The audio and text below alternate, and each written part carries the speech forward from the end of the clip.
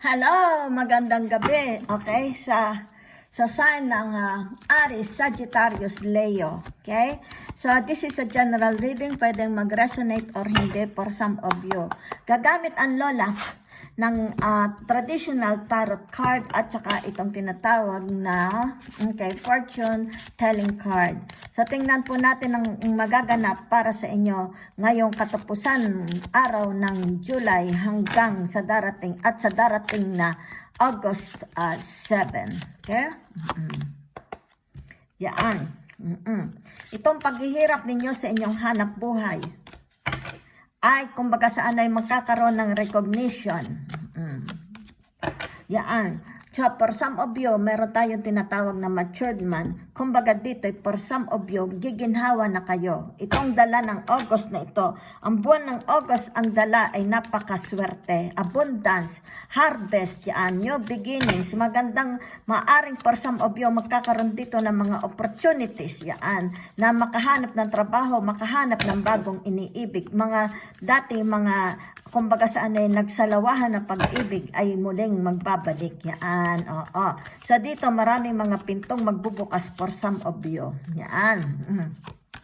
So dito nakikita po dito sa inyong tinatawag na toil and labor. Yan. So dito kumbaga saan ay it's with action, messages, okay? Ito po kumbaga ito yung mga incoming and outgoing na messages, okay, in the form of telephone, tinatawag na cellular, text, whatever, email, o kaya ay by post. Ito po ay ngayon mangyayari, okay, ngayon pong darating na August. So ito po ay nakadepende sa inyo how you welcome, paano ninyo ito i-welcome, paano niyo ito sasalubungin. We should kailangan salubungin natin ito with our open arms, with our open hands, okay? Kailangan po ito sapagkat ito'y minsan na ang darating sa buhay nating lahat, okay? Ito'y may kinalaman, pwede rin po itong kinalaman sa pag-ibig sa inyong hanap buhay. Dito'y nakikita maraming mga pintong magbubukas for some of you. Yan, napakagandang opportunity. So dito nakikita po, for some of you, yan, nakikita po, yung inyong mga paghihirap, kung ano man po ito, yan. Kumbaga dito'y magkakaroon ng recognition. Maaring for some of you, merong mag-o-offer sa inyo ng pag-ibig, bagong relasyon. Maaring for some of you, mag-o-offer ng kumbaga saan ay pagbabati, kumbaga saan ay makikipag-reconcile, mga away mag-asawa, away ng mga, let's say, family, o kaya ng mga anak. Dito ay nakikita yung tinatawag na pagtitika, yung kanilang pagiging kumbaga saan ay very honest, okay, na pagsisisi. So dito, for some of you, maaring kayo makakatanggap dito ng magandang, tawag dito,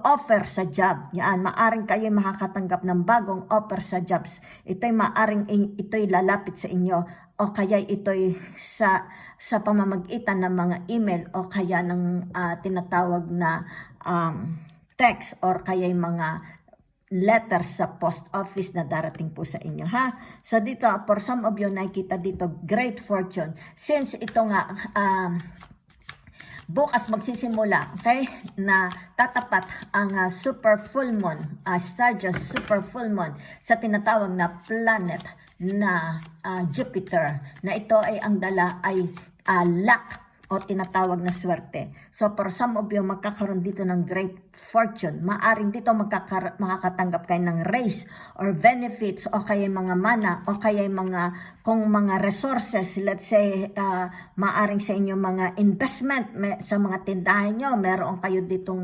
mag-teamwork, okay? Maaring meron ditong kumbaga saan ipapartner sa inyo. Yung mga vloggers dyan, yung mga YouTubers, yung mga TikTokers, siguro dito makikita sa month of August, kayo ay kumbaga saan ay mare-recognize yung lahat ng inyong pinaghihirapan, kumbaga sa inyo yung labor ninyo para lang kayo'y mapansin o makakuha ng views o kayo'y ma-monetize. For some of you, magkakaroon po ito ng tagumpay, magkakaroon ito ng magandang result yan. So atin lang po itong i-welcome ng napakaganda. So for some of you, yan, nakikita po dito, yan. Ibig sabihin, itong inyong mga nasa pag-iisip na ito, yan, kumbaga saan ito'y isasagawa na ninyo dahil nakikita dito ang Two of Swords. Okay? So itong tinatawag na Two of Swords ay may kinalaman ito sa inyong mga halimbawa sa inyong pananalapi or hanap buhay o kaya yung mga bagay na gusto ninyo ng pagbabago, ng transition about love affair, yaan, mga usapang puso, maaring ito may kinalaman sa inyong mga friends, kung ano man po ito, dito magkakaroon ito ng kaliwanagan, okay, by means of communication. So kumbaga sa for some of you, ito'y inyong isasagawa. Kumbaga dito nakikitang pinagpaplanuhan ninyo ng maigi. Okay, maaring it's about mga opportunities na humaharap na sa inyo. Kung kaya't dito pinag-aaralan yung maigi, yaan, para hindi na po kayo magkamali, yaan. So dito, kumbaga nakikita na dito na for some of you, nagiging matured na kayo, nagiging matured na, kumbaga sana open-minded. Nakikita dito, since tomorrow, tatapat ang super full moon sa planet ng Jupiter. So for some of you, you will become inspired. Okay? Kumbaga dito nakikita rin ang inyong pagiging ambitious. Kung dati-rati kayo'y naghihirap, ngayon kumbaga sa inyo ay magkakaroon na ng transition yaan, ng reformation para maalis kayo dito sa kahirapan na ito. For some of you, kumbaga saan ay you will become ano tawag dito? Yan ha, sandali. You will become passionate sa inyong mga minamahal. Yan. So dito, kumbaga magkakaroon dito kung ano man itong mga pinaghihirapan ninyong ito. Yan ha, sandali laang. At mahirap dukutin. Yan.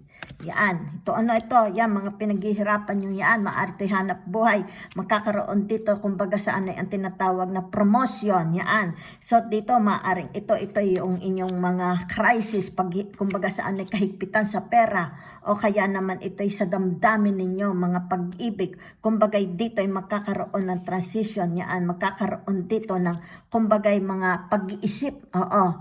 Na ito ay kumbaga magdadala sa inyo. Oo, sa katotohanan. Maaring dito ay may magbabalik kung kaya dito ay pinag-iisipan yung maigi, yaan, kung tama itong gagawin ninyong desisyon para dito sa tinatawag na offering na ito ay may kinalaman sa pag-ibig, yaan. So for some of you, you will become more matured, magiging maingat na kayo, okay? At dito ay magkakaroon ng tagumpay. Yan. So maaring for some of you, tinatawag na great fortune, hindi lang po ito kayamanan, kundi ito rin is about your emotions. Kumbaga dito ay maraming blessings, maraming mga, ano tawag dito, yung mga opportunities para dito sa great fortune na ito. Yan. Okay? So month of August is a very, very abundant month for us. So ito ay paano natin i-welcome, nasa atin po ito, kung paano po ito. Kaya kailangan po tayo'y magdasal na ito'y maipagkaloob sa atin